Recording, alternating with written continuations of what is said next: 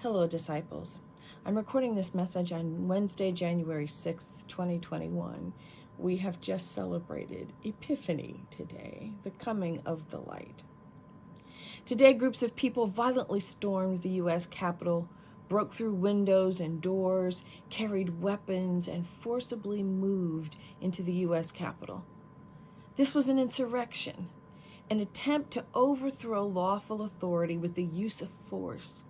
A violent assault on not only the processes, but the places of our democracy. It was also a visible and chilling reminder of the insidious presence of white supremacy in the United States. If Black people were storming the U.S. Capitol, with or without guns, we would be dead by now. As many have pointed out, this is an example of white privilege and the supremacy that exists, that such extreme actions were even being undertaken and with such minimal resistance. No matter your politics, we've lost our moral compass as a nation, and we have to get really clear about what is morally right and how the Constitution of the United States works. Sedition is inciting the overthrow of lawful authority by force. Whether we agree with them or not, the members of the U.S. Congress have been elected legitimately. We cannot storm the Capitol when we disagree with actions being taken. The President of the United States, whether you like them or not, is elected legitimately under the laws of this country, and we cannot simply storm the White House and take over. When you don't like what is going on with elected officials, you organize, you vote, you use peaceful protest, you do what they did in Georgia. You register people to vote, you educate, you get people to the polls. You educate, you mobilize. You do not spread lies and conspiracy theories. You do not incite violent overthrow of the government because you don't like the outcome of elections. Dr. King once said, "Love is creative and redemptive. Love builds up and unites. Hate tears down and destroys." The aftermath of the fight with fire method, which you suggest, he said, is bitterness and chaos. The aftermath of the love method is reconciliation and creation of the beloved community.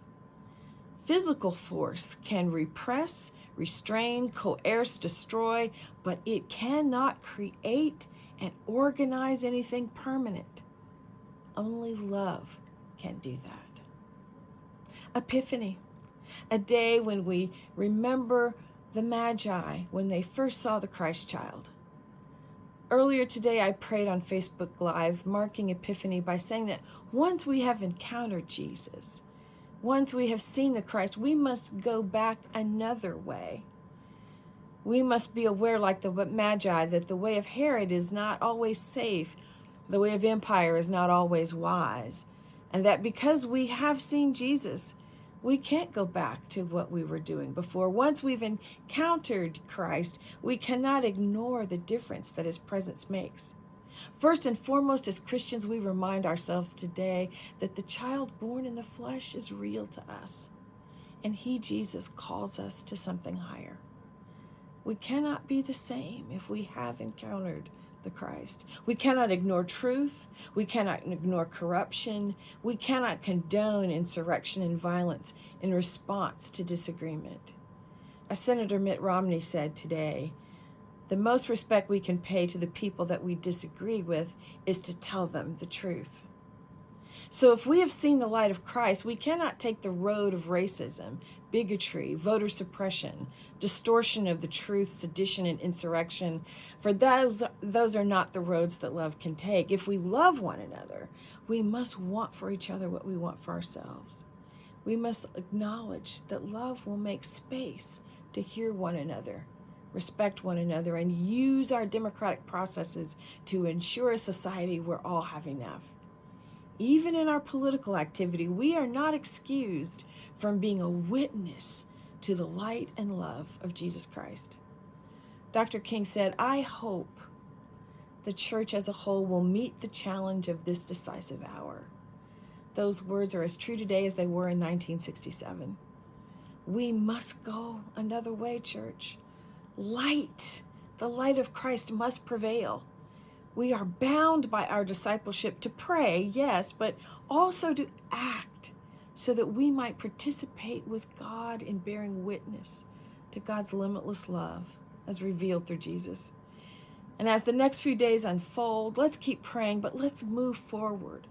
Let's recommit ourselves to be a movement for wholeness in a fragmented world, welcoming all as God has welcomed us to the Lord's table, working to be an anti-racist, pro-reconciling church. Our world hungers for this light that we bear. Let's continue to stand up, speak up, and show up. Let's be the church we say we are. I greet you in the love of Christ.